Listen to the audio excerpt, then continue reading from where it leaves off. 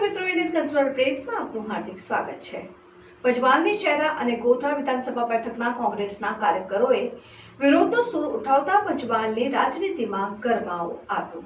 પંચમહાલ લોકસભા બેઠક માટે કોંગ્રેસ દ્વારા લુણાવાડાના સિટિંગ ધારાસભ્ય ગુલાબસિંહ ચૌહાણના નામની જાહેરાત કરવામાં આવી છે। પંચમહાલની શહેરા અને ગોધરા વિધાનસભા બેઠકના કોંગ્રેસના કાર્યકરોએ વિરોધનો સૂર ઉઠાવતા પંચમહાલની રાજનીતિમાં ગરમાવો આવ્યો છે।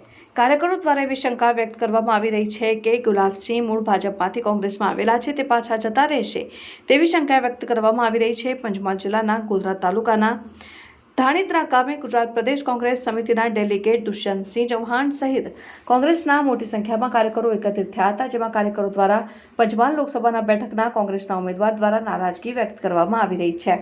આ મામલે તેમના સામે આક્ષેપ કરવામાં આવ્યા છે કે ગુલાબસિંહ કોંગ્રેસ પાર્ટીનું અનેકવાર નાક દબાવીને ધારાસભ્ય પદ માટે ટિકિટ લાવ્યા અને હવે લોકસભાની ટિકિટ પણ લાવ્યા છે।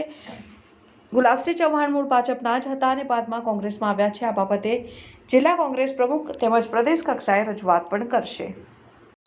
અહીંયા કેમ તમારા નિવાસસ્થાને આટલી મોટી સંખ્યામાં કાર્યકરો છે? ગોધરા તથા શહેરા વિધાનસભાના તમામ કાર્યકર્તાઓ, હોદ્દેદારો તથા તાલુકા જિલ્લા પંચાયત લડેલા સાથી મિત્રો આજે એક જ ચિંતા કોંગ્રેસ પાર્ટીની લઈને આવ્યા છે કે જે રીતે 2022માં શહેરા વિધાનસભામાં ભાજપમાંથી લાવીને કોંગ્રેસમાં ચૂંટણી લડાઈ હતી તેવા ખાતુભાઈ હાલમાં જ બીજેપીમાં પાછા જતા રહ્યા છે, ત્યારે કોંગ્રેસના કાર્યકર્તાઓને એવો ડર છે કે ભાઈ જે આપણા પંચમહાલ લોકસભાના ઉમેદવાર છે એ પણ 2019માં આવ્યા, 2022માં ફરીથી એમને ટિકિટ આવી, કોંગ્રેસના સનિષ્ઠ કાર્યકર્તાઓ મહીસાગરમાંથી એમને જીતાડીને વિધાનસભામાં મોકલ્યા।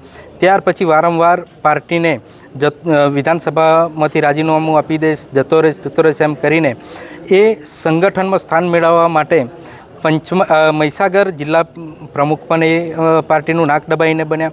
ફરીથી જ્યારે લોકસભાનું આવ્યું તો મને લોકસભાની ટિકિટ નહીં આપો તો હું પાછો વિધાનસભામાંથી રાજીનામું આપી દઈશ એમ કરીને પાર્ટીને નાક દબાવીને અત્યાર સુધી ચાલે છે। પાર્ટીને પણ અમે પાર્ટીની સાથે છીએ, કોંગ્રેસના વફાદાર સૈનિકો છીએ।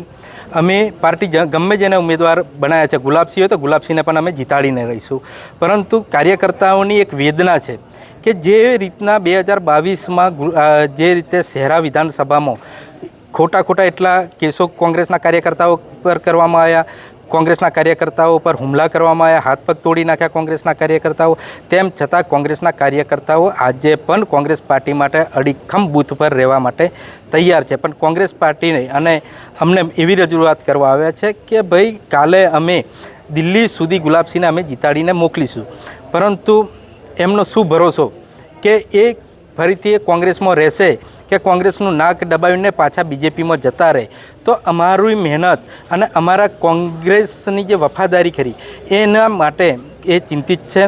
અમે આ માગણી અમારા જિલ્લા પ્રમુખને પણ વાત કરી છે અને પ્રદેશના સંગઠન સાથે પણ અમે વાતચીત કરવાના છીએ અને ટૂંક સમયમાં પંચમહાલ જિલ્લા કાર્યાલય પર અમે અમારા પ્રમુખ સાથે પણ મુલાકાત કરવાના છીએ। શું માગણી શું છે હવે તમારું, શું આગળનું કદમ શું છે? માગણી અમારી તો એક જ છે, કોંગ્રેસનો કોઈ પણ ઉમેદવાર હોય કોંગ્રેસ સાથે વફાદારીથી રહે અને કોંગ્રેસના દરેક કાર્યકર્તા એને જીતાડીને દિલ્હીના દરબાર સુધી મોકલશે, પણ છેલ્લા મરતે દમ સુધી કોંગ્રેસ ના છોડે એવા વ્યક્તિની અત્યારે હાલ કોંગ્રેસમાં જરૂર છે। એટલે આપનો સીધું આક્ષેપ એવો છે કે ગુલાબસિંહ જીત્યા પછી ભાજપમાં જતા રહે?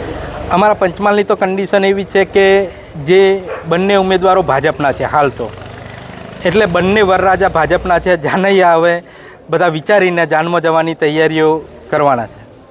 એટલે શું માની લો કે આ ઉમેદવાર નથી બદલતું કોંગ્રેસ, તો હવે પાર્ટીને ગુલાબસિંહ પર ભરોસો હશે તો કાર્યકર્તાઓને પાર્ટીએ ભરોસો આપવો પડશે, કાર્યકર્તાઓને તો ભરોસો નથી।